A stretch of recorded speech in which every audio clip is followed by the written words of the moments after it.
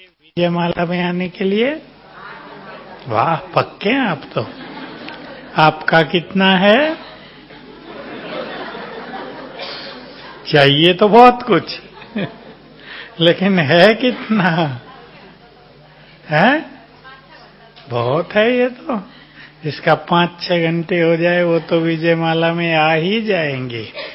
विजय माला का अर्थ है सभी विकारों पर विजय, बुराइयों पर विजय, जो कमियां हैं उन पर भी विजय, जो बड़े विकार हैं उन पर भी विजय। इसलिए उनकी विजय माला बनती है। बाबा ने कभी एक बहुत सुंदर बात कही विजय माला के लिए। जिनको नशा हो जाए कि हम विजय माला के मणके हैं, वो ध्यान दें।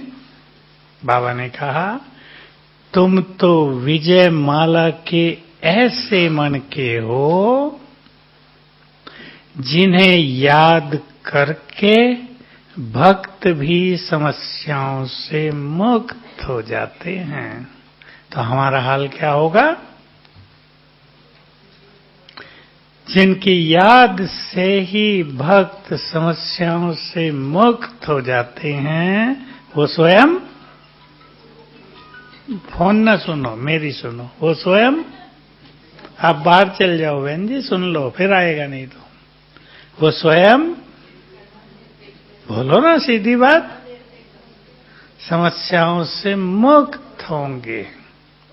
तभी तो उनके वाइब्रेशन से दूसरों की समस्याएं खत्म हो जाएंगी ना।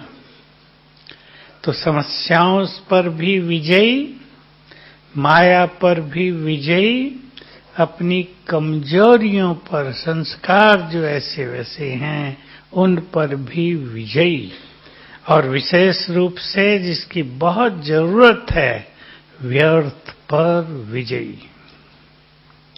क्या क्यों पर विजयी? ये सब व्यर्थ के कारण है ना। इन पर भी विजयी हो जाएंगे। तो हम चेक कर लें, हम विजयी होते जाते हैं या हार होती जाती है। बाबा ने बहुत अच्छे शब्द बोले, माया को हरा देंगे, माया से हार नहीं खाएंगे, माया हार खा लेगी। तो ऐसी श्रेष्ठ स्थिति हमें अपनी बनानी है। 108 मणकों के साथ 1008 तक आत्माएं बहुत महान होती हैं। इसलिए आप में से किसी को पता हो, जो बड़े बड़े महामंडलेश्वर होते हैं उनके साथ एक टाइटल रखते हैं ना, श्री 108 जगत गुरु। तो कुछ के साथ ये होता है श्री 1008 जगत गुरु, क्योंकि 1008 आत्माएं भी बहुत श्रेष्ठ, पूजनीय, बहुत महान होती हैं। इसलिए बाबा कहते लड़ी बना देंगे, वो तो 108 ही होंगे, पर उसके बाद की आत्माएं भी बहुत महान होंगी, जो राजाओं के आसपास रहेंगी। जैसे आपने साकार मूल्यों में सुना ही होगा, 108 जो आत्माएं हैं ये सतयुग पर राज करेंगी, पूरे सतयुग पर। और जो 16,108 हैं वो, बोलो,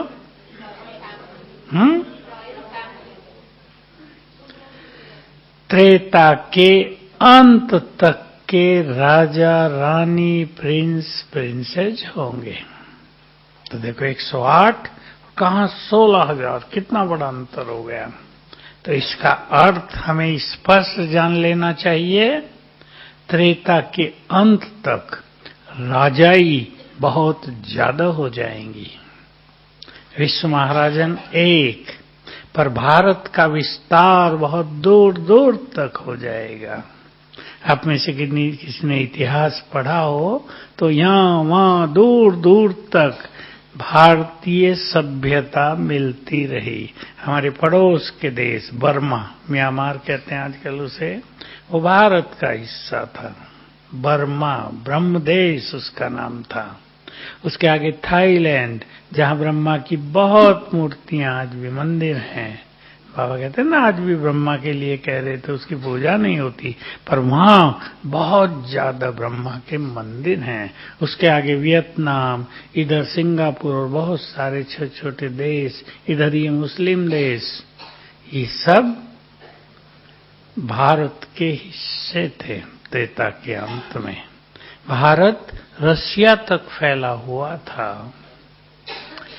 तो इतने सारे राजा, उनके परिवार, ये सब मिलकर हो जाते हैं 16,108। और इसमें बाबा ने एक बहुत अच्छा गुह्य राज बताया है। जिसने स्वयं को बाप पर समर्पित कर दिया, बाबा एक बार अपनी राजाई उस पे समर्पित अवश्य करेगा।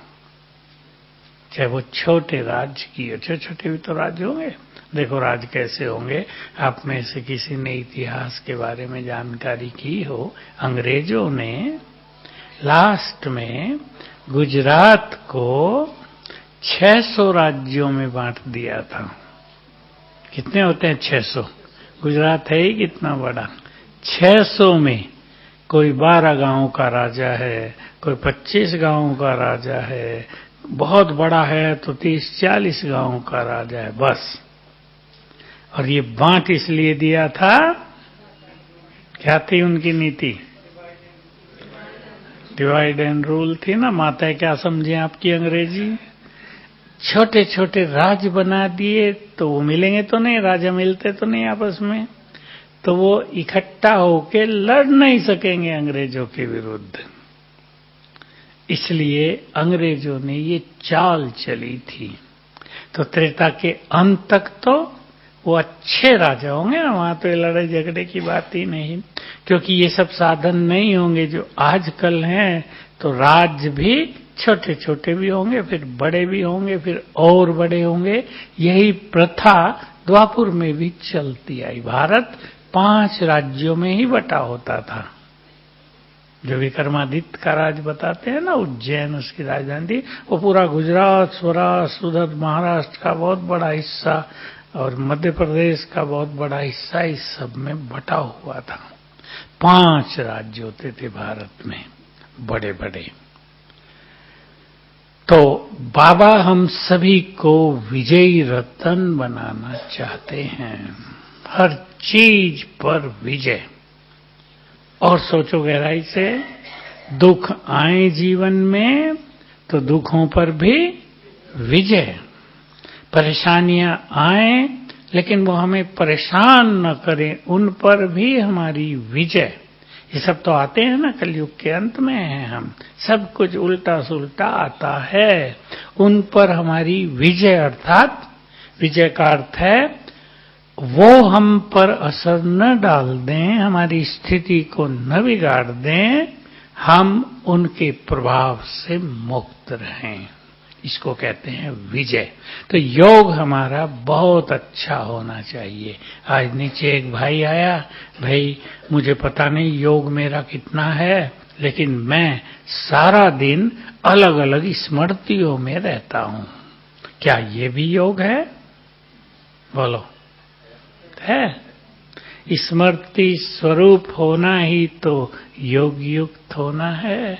जैसे बाबा कहते हैं, सुना है सबने, ये बात सुनी है, अगर तुम ये भी याद रखो कि 5000 वर्ष का खेल पूरा हो रहा है, हमें ये देह छोड़कर घर वापस जाना है। यात्रा हो गई ना, जा रहे हैं हम घर, ये भी मनमना भव है। तो अपने योग के चार्ट को इस तरह से भी बढ़ाएंगे, समझ गए ना? भिन्न भिन्न स्मृतियों में रहना, और ये बहुत सहज काम है। आपको ये स्मृति है मैं विजयी रतन हूं, तो क्या होगा फायदा? बोलो। माया पर विजय पाने की शक्ति जगी रहेगी। हर स्मृति के, हर स्वमान के बहुत बहुत फायदे हैं। हमें ये स्मृति रहे मैं देव कुल की निर्विकारी आत्मा हूं। पता है ना सबको? मैं देवकुल की, बोलो, अगर ये सचमुच स्मृति रहने लगे, याद आने लगे, अब सोच लो आता है याद या नहीं। एक है पता है, हमें पता है हम देवता थे। दूसरा है हमें याद आने लगी, ओ ये था हमारा स्वरूप। तो क्या होगा, बोलो भाई बताएं अब क्या होगा। वही देव संस्कार, जिसको एक शब्द में कहेंगे देवत्व, वो निर्विकारी स्थिति प्रकट होने लगेगी। हमारे अंदर ही है वो सब देव संस्कार, वो कहीं गए नहीं, केवल कुछ दब गए हैं। कुछ की जो डिग्री है वो बहुत कम हो गई है। योग से उस डिग्री को हम बढ़ाते हैं, बढ़ा रहे हैं। और कौन सी स्मृति रहे, जो मैंने बताई आपको अभी, घर जाना है। ये स्मृति अभी ब्राह्मणों को नहीं, अभी तो ये है रहना है या नहीं। जाने की क्या जल्दी है, अभी तो रहना है। अगर स्मृति हो जाए, होगी स्मृति तेज होगी जब डगमग होने लगेगा ना खेल संसार का। अब जाना है, लेकिन जाने की फीलिंग हो। अब देखो जाने की फीलिंग, बहुत भाई बहने यहाँ सेवा में आए हुए हैं। कौन कौन आए हुए हैं? अच्छा, बहुत ज्यादा बैठे हैं, 90%। अब जिस दिन आपको यहां से घर जाना होगा, आप कई बार आए गए होंगे ना, अब जिस दिन जाना होगा, सोचो क्या क्या होगा। नहीं, जाना है केवल यही नहीं, गहराई से सोचो। अब हमें यहाँ की स्मृति लोप होने लगेगी। जिस डिपार्टमेंट में आप सेवा कर रहे हैं उससे हल्के होने लगेंगे। अब गेट से बाहर निकलते, अब रोड की ओर जाते जाते, अब घर का सीन सामने आने लगेगा। बच्चे हैं, ये वो याद कर रहे हैं, होगा नहीं तो ये घर भूलकर वो घर स्मृति में तेजी से आने लगेगा। मैं सिंपल एक बात बताया, आपको ही नहीं, सबको होता है, सबको होता है। जब आप वहां से चले तब भी यही हुआ था। अब जब हम इस संसार से चलेंगे, अगर ये गहरी फीलिंग होने लगे कि जाना है, तो इस संसार से उपराम और जो हमारा असली घर है उसकी गहरी फीलिंग होने लगेगी, गहरी शांति। यहां से मोह ममत्व छूटने लगेगा। और दूसरी बात भी सब जानते हैं, आप एक बहुत अच्छे मकान में रह रहे हैं 50 साल से। 50 तो नहीं रह रहे होंगे, सब थोड़े थोड़े रहे, कोई 30 से, कोई 20 से। अब आपके बच्चों ने एक बहुत सुंदर, उससे बहुत सुंदर मकान बना लिया। आप उसे रोज देखने जाते हैं, तो पहले वाले से क्या होगा? हटते जाएंगे, अब इसमें आएंगे, ये मेरा कमरा, ये मेरा, इसको ऐसे सजाएंगे। होगा नहीं? माताएं तो सजाने पर विचार करने लगेंगी, नए घर को कैसे कैसे सजाना है। अब होगा ऐसे ही। अगर हमें ये स्मृति रहने लगे कि हमारा घर कौन सा, अब परम धाम नहीं, सुखधाम, वो आ रहा है, हमारा घर ऐसा होगा, पुष्पक विमान ऐसा होगा। पुष्पक विमान के बारे में तो कोई सोचता नहीं, पर सोचा करो आज से। सोने का हीरे जड़े होंगे, चमकता होगा। जैसे आजकल कारें हैं ना, सोचो इतना ही बड़ा, कोई इससे थोड़ा और बड़ा सा, डबल, सुंदर होंगे बिल्कुल। सब चलाएंगी माताएं, ट्रेनिंग नहीं होगी, लाइसेंस नहीं लेना पड़ेगा, सब चलाएंगे। बटन दबा, इशारों से उतरना है, इशारा। एक्सीडेंट की तो बात ही नहीं होगी। तो जैसे जैसे वो हमारी छवि, वो सतयुग की छवि हमारे नैनों में समाती जाएगी, तो यहाँ का सब कुछ, जैसे पुराने घर से ममत्व उठने लगता है ना, कहेंगे इसे बेच दो भाई, अब ये हमारे काम का नहीं है। और जब उसका सामान निकाल के नए में रखेंगे तो वो खंडहर लगेगा ना। ये स्मृतियां हैं, ये मनुष्य की चेंज होती रहती हैं। हमें भी अपनी स्मृतियों से अपनी स्थिति को चेंज करना है। स्मृतियां बढ़ाएंगे, मैं शिव शक्ति हूं। क्योंकि आजकल की नई समस्या संसार में जो बढ़ती जा रही है और जो बहुत बढ़ेगी वो है डर, भय बहुत बढ़ रहा है। पूर्व जन्मों का भय भी बढ़ रहा है और जो घटनाएं अब होंगी संसार में वो भी बहुत भयभीत करेंगी। तो पिछले जन्मों का जो भय समाया हुआ है, वर्तमान की घटनाओं का भय उसे बहुत बढ़ा देगा। एक बहन ऐसी भी आई जिसने कहा, मुझे बहुत डर लगता है एक चीज से। मैंने कहा बताओ किससे लगता है? स्किन डिजीज से, चर्म रोग। मैंने कहा क्यों, कुछ है तुम्हें? कि कुछ नहीं है। पर देखो इसका कारण गहराई से तो हम समझ सकते हैं। मैंने उसको सिखाया तुम एक ही संकल्प करो, मुझे स्किन डिजीज होगी ही नहीं। डर क्या करता है? इन बीमारियों को आकर्षित करता है। क्योंकि पूर्व जन्म में किसी स्किन डिजीज से उसे बहुत कष्ट हुआ है। मान लो सारे शरीर में खुजली हो जाए, सोने ही न दे, तो कष्ट तो होगा ना। तो वो कष्ट उसके अंतर मन में भरा हुआ जो भय पैदा कर रहा है, कहीं फिर न हो जाए। तो एक तो ये संकल्प नहीं करना है कहीं मुझे ये न हो जाए। सभी इस बात से बहुत अच्छी तरह सावधान रहें, क्योंकि आजकल ये समस्या भी बहुतों के सामने बढ़ती जा रही है कि बहुत सारी बीमारियों का जब पता चलता है ना लोगों को, जहां आप रहते हैं, 2-4 का आपने देखा इसको कैंसर हो गया, उसको हो गया, आजकल ज्यादा बढ़ रहा है, तो मनुष्य सोचता है मुझे ना हो जाए, हमारे परिवार में किसी को ना हो जाए। अब सोचना तो बड़ा नेचुरल है, संकल्प आएगा, परंतु आपको ये पक्का समझ लेना है कि हम ये संकल्प नहीं करेंगे, कहीं हमारे परिवार में ना आ जाए। नहीं, संकल्प करो आएगा ही नहीं। बाबा हमारे घर में आ गया है ना, और कोई नहीं आएगा। कर सकते हैं पक्का? बोलो माताएं, कौन आ गया आपके घर में? मेहमान बनकर या घर का मालिक बनकर? तो बाबा तो क्या करता है, मैं तुम्हारे घर मेहमान बनकर आया हूं। फिर क्योंकि मेहमानों की खातिरी ज्यादा करनी पड़ती है।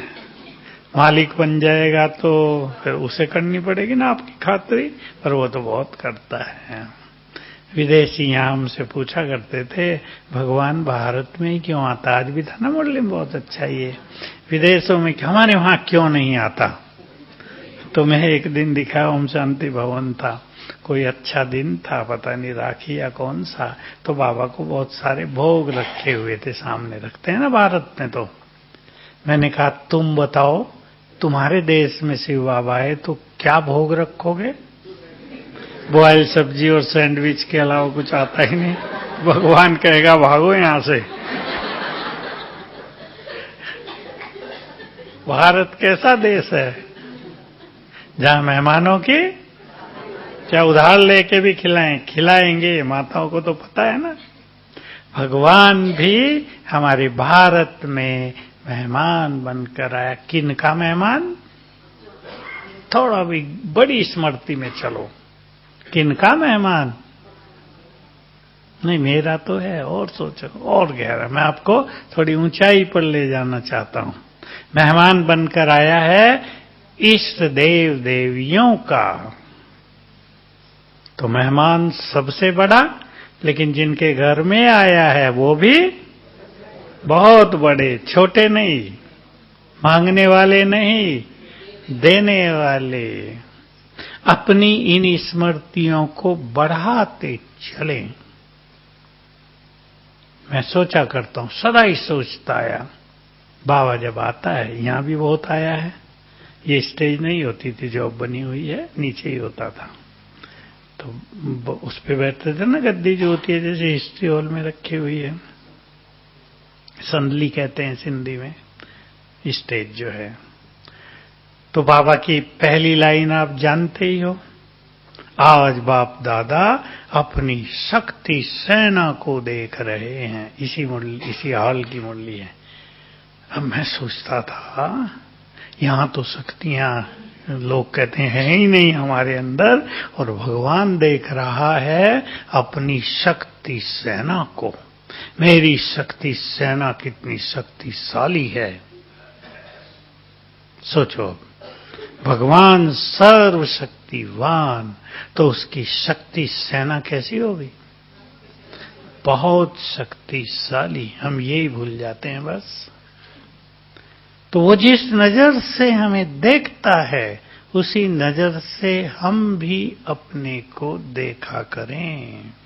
हम साधारण हैं ही नहीं। क्या हैं? बहुत महान, बहुत शक्तिशाली। ये हम सबको, आप सबको, जो दायरा है ना परिवारों का, उससे ऊपर उठा देगा। और आप ये सोचिए, परिवार के दायरे से ऊपर उठ जाएंगे तो परिवार का क्या होगा?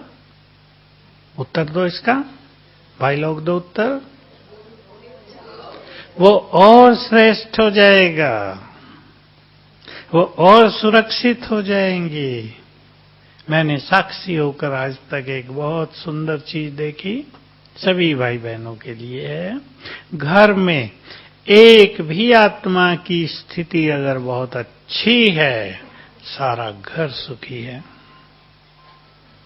ध्यान दें सभी, मैं माताओं को ज्यादा कह रहा हूं। आप तो मालिक हो ना घर की, मालिक ही नहीं, आपकी मनोस्थिति का प्रभाव पूरे परिवार पर ज्यादा पड़ता है। भाई लोग तो बाहर भी ज्यादा जाते हैं ना, आजकल तो बहनें भी जाने लगी कामकाज में, लेकिन भारतीय जो कल्चर थी वो यही थी ना, मातृ शक्ति घर में, और घर में रह के क्या करेगी? निर्माण। ये भारत की बहुत महान सभ्यता थी।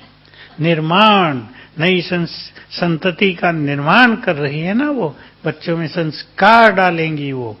और आजकल क्या है, मान लो माताएं नौकरी करने गई, किसी ने डांटा वहां, किसी को ज्यादा काम करना पड़ा, घर में आई टेंशन लेकर आई है, थकी थकाई आई है, बच्चों को क्या देगी?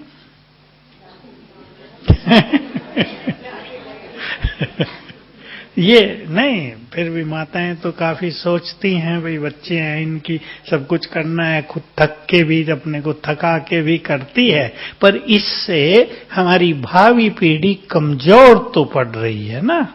ये ठीक है कि मातृ शक्ति अच्छी एजुकेटेड हो गई, अच्छी नौकरियों में आ गई, बहुत, ये भारत के लिए गौरव की बात है।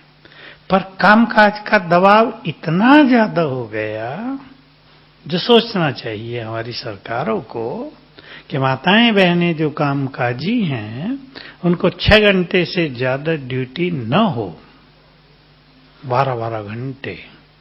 वो क्या करेंगे?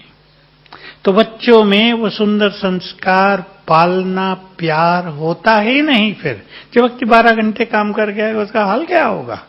वो तो कहेगा आते ही खाऊं भी नहीं, सो जाऊं। होगा या नहीं?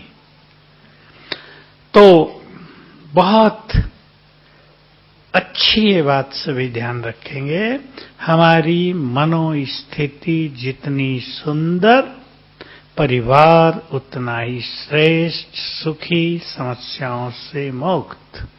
सभी भाई बहनें इस बात पे ध्यान दें। अगर खुद में विचार व्यर्थ हैं तो परिवार पे भी विघ्न आते रहेंगे। माताएं बहुत आती हैं, मेरी लड़की, मेरा लड़का नीट का एग्जाम दे रहा है, ये एग्जाम दिया, वो दिया, रह जाते हैं, निराश हो रहे हैं। मैं सोचता हूं और उनसे पूछता भी हूं, तो मां की स्थिति में कमजोरी है, कुछ विचारों में कमजोरी है, कुछ कर्म ऐसे हो गए हैं। क्या होता है कर्मों से खराब होने से? पुण्यों का बल नहीं मिलता। बहुत बड़ा बल है मनुष्य को पुण्य कर्मों का, जिसको बाबा ने दूसरे शब्दों में भी कहा, दुआओं का बल। जिन आत्माओं ने दूसरों की दुआएं बहुत ली हैं, जिनके पास पुण्य कर्मों का बल बहुत है, भाई हो या बहन है, उनके कारोबार में भी समस्याएं नहीं आती, उनके बच्चों की लाइन भी क्लियर रहती है, सब कुछ अच्छा अच्छा दिखाई देगा। और अपनी स्थिति में विघ्न है तो परिवारों में कहीं ना कहीं विघ्न दिखाई देते रहेंगे। तो सभी ध्यान दें, हमें स्मृति स्वरूप होना है विजयी बनने के लिए। और ये विजयी आत्माएं इस संसार की शोभा हैं। मैं आपको एक और गुह्य राज बता देता हूं जो आपने कभी नहीं सुना है, मुझे भी अचानक याद आ गया। जो पहले अष्टरत्न है विजयमाला में, 100 फिर 8 प्लस 100, इन अष्टरत्नों में हर एक रत्न के साथ बहुत सारे विजयी रत्न भी रहेंगे हर जन्म में। किसके साथ 12, किसी के साथ 16, किसी के साथ 20, जैसे ब्रह्मा और ममा सबसे महान, उनके साथ सोच लो 18, 20 विजयी रत्न आसपास रहेंगे चारों ओर, उनके कार्यों में सहयोगी। ये एक बहुत सुंदर खेल है। और इस सृष्टि पर जहां जहां विजयी रत्न होंगे, ये छोटी आत्माएं नहीं है, बहुत महान आत्माएं। देखो इनकी यादगार में भारत वाले सब जानते हैं आकाश में कौन है? सप्तऋषि। और भारतीय पुराणों में भी इन सप्तऋषियों का गायन है। तो वो 8 रत्न ही तो हैं, एक ब्रह्मा उसमें छोड़ दिया, 8 रत्न ही तो है वो। तो इनकी महत्ता बहुत ज्यादा, और मुझे कभी कभी ऐसा प्रतीत होता है, ये मेरा अनुमान है, ये बाबा के वचन नहीं है, कि यहाँ की महान आत्माओं से एक एक ये सितारे जुड़े हुए हैं। तो हम सबका बहुत ज्यादा महत्व है इस सृष्टि में। हम स्मृति में रहें, हम इस सृष्टि के, इस जहान के नूर हैं। बहुत सुंदर स्वमान है ये, बड़ी स्मृति है जो हमें एक अलौकिक गहन नशे में ले चलती है, जो अंदर से जागृत करती है। तुम साधारण नहीं हो, तुम ऐसे ही नहीं हो, तुम नूर हो, इस जहान की आंखें हो, ब्यूटी हो, तुम्हारे कारण ये जहान स्थिर है। कल मेरे से एक बहुत अच्छी बहन बात कर रही थी। हम कहीं गए थे, शांतिवन के पास जमीन है बाबा की, वहाँ छोटा सा प्रोग्राम था। तो एक बहन जो बड़ी पोस्ट पर है, इंटरनेशनल डायरेक्टर यूनिवर्सिटी की, अभी थोड़े दिन पहले ज्ञान में आई। तो मुझे देख के खुश हुई, कहा कुछ चर्चाएं करनी आपसे। मैंने कहा चलो कर लेते हैं। वहाँ तो कुछ काम नहीं था, खाने पीने का इंतजाम था बस, थोड़ा बहुत और कुछ। उसने इतनी गुह्य बातें की मेरे से कि विदेशों में, वो बहुत जगह विदेशों में एम्बेसी में काम करके आई है, अच्छे अच्छे पदों पर रही है, बहुत सारे एम्बेसडर से उसकी पहचान है। तो कई बातों पे उसने चर्चा की कि विदेशी जो चीजें हैं और भारतीय चीजें कैसे मिल रही हैं। बहुत गुह्य बातों की चर्चा की उसने। कहा जैसे मधुवन में, उसने कहीं से सुन लिया होगा, मधुवन में आने से, ये जहां हम सब बैठे हैं, यहाँ की एनर्जी का लेवल इतना बड़ा है। इस स्थान पे जहां हम बैठे हैं, साधारण रूप से सभी सुन ले भाई लोग, यहाँ एनर्जी इतनी ज्यादा है कि विदेश के लोग अपना मीटर लाए एनर्जी नापने का, और कांटा पूरा घूम के जोर से टकरा के टूट ही गया। यहाँ की एनर्जी को नाप नहीं सका वो। तो वो मुझे बता रही थी, ऐसे उत्तर में कुछ छोटी सी जगह है जहाँ छोटे छोटे पर्वत हैं, छोटे छोटे, ऊंचे नहीं, पहाड़ियां जैसी हैं, छोटी छोटी रॉक्स कहते हैं जिन्हें। वहां भी एनर्जी लेवल बहुत जबरदस्त है, लोगों को पता नहीं चलता क्यों है। तो हम चर्चा कर रहे थे भिन्न भिन्न तरह की, ग्रहों की, नक्षत्रों के प्रभाव की, और ये जो कुछ आकाश में घूम रहे हैं। उसने बताया अभी जो सूर्य ग्रहण होने वाला ना अगले मास, पता नहीं 7 तारीख है, कौन सी बताई थी, सूर्य ग्रहण है ना, फुल पूरा है,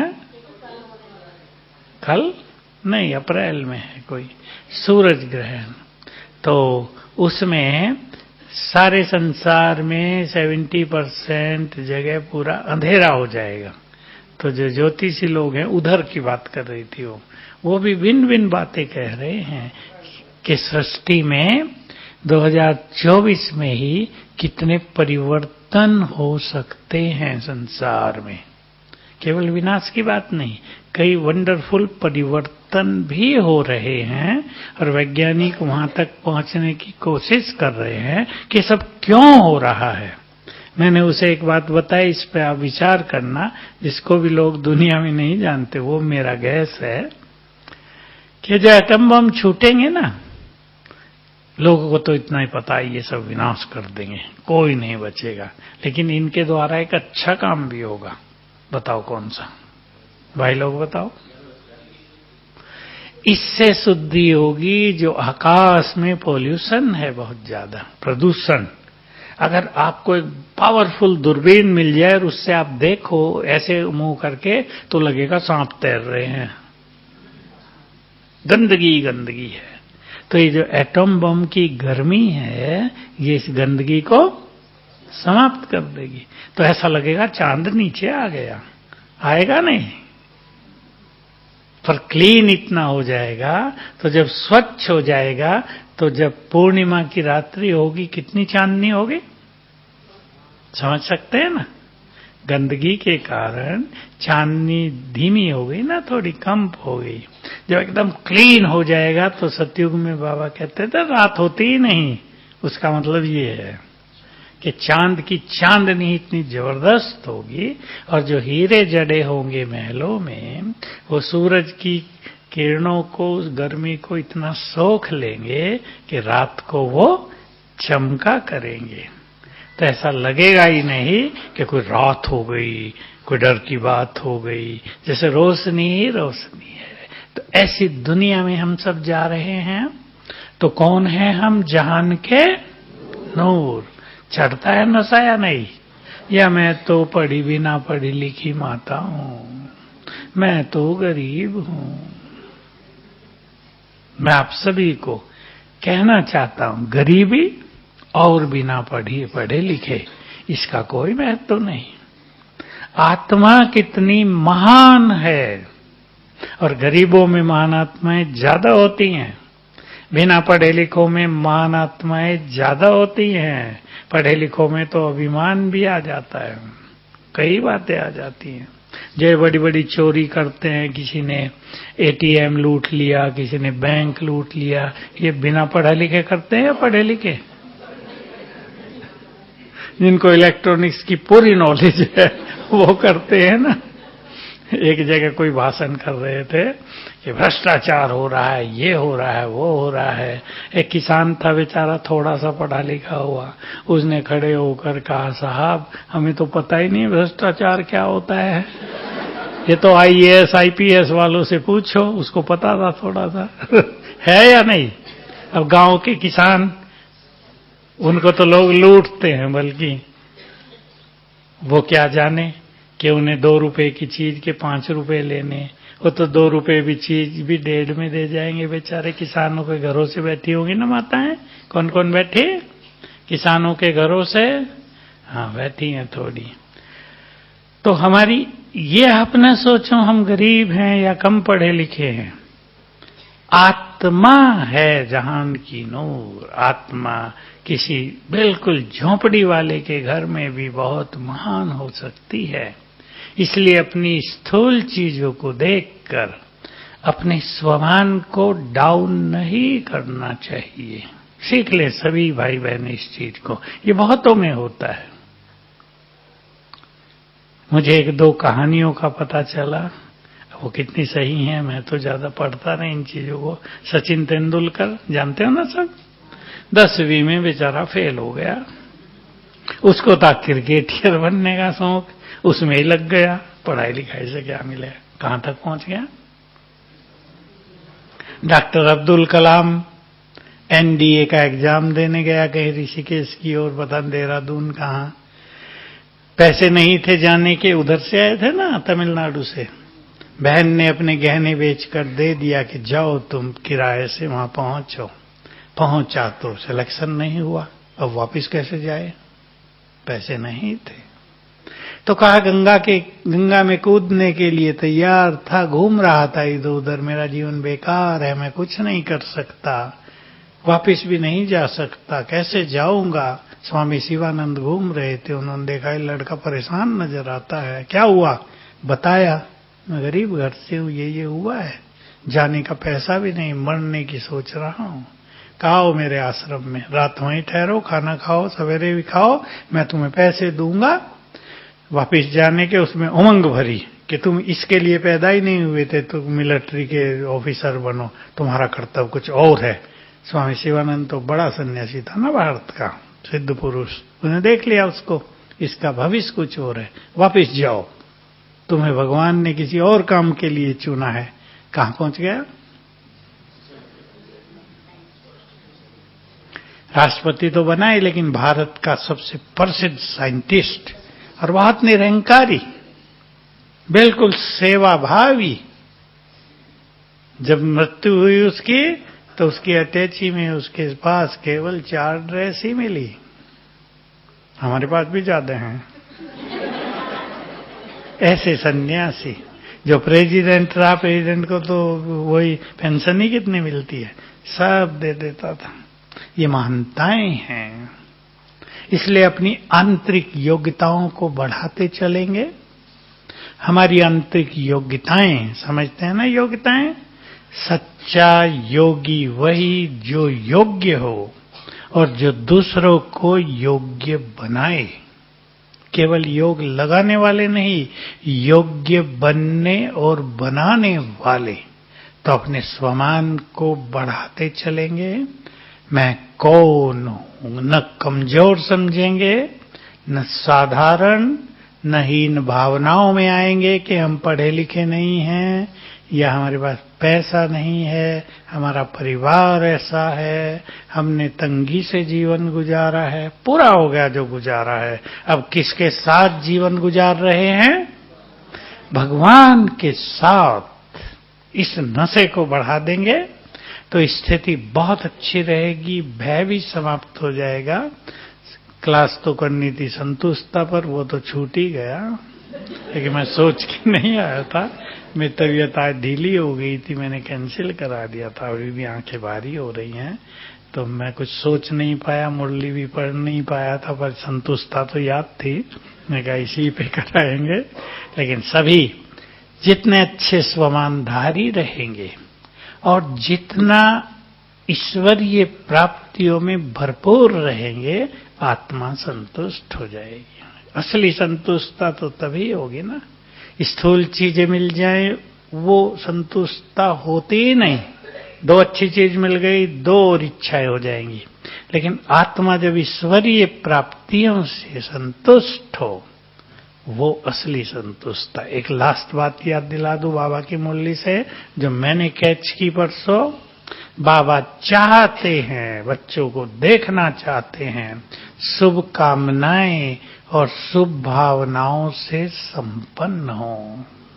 अर्थात शुभ कामनाएं और शुभ भावनाएं नेचुरल हो जाए जीवन में, सोचना न पड़े इसके लिए शुभ भावना रखनी है, नेचुरल। और जैसे बाबा ने कहा, बाबा के मन में सभी के लिए शुभ भावना भी और कल्याणकारी वृत्ति भी। बहुत गहरी बातें हैं, दोनों पे ध्यान देंगे। किसी में कुछ ऐसी वैसी चीज दिखाई दे जो हमारी भावनाओं को बिगाड़ती हैं, कल्याणकारी वृत्ति, इनका हमें कल्याण करना है, नफरत नहीं करनी है।